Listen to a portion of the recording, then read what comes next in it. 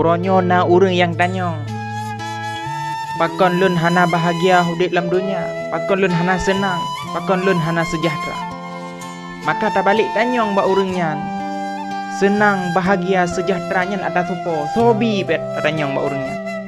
Tentu saja jawaban urangnya nyan ada Allah, Allah yang bi nyan ben-bendu.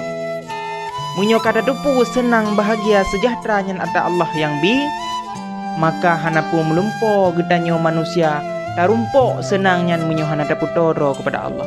Hana pu tam melumpo legdanyo tam melumpo bahagianya munyo legdanyo hana pernah beribadat kepada Allah. Maka apabila legdanyo perle senang, perle bahagia, perle hudip gedanyo sejahtera, maka legdanyo bersering beribadat kepada Allah, bersabi-sabi dan melaki Allah.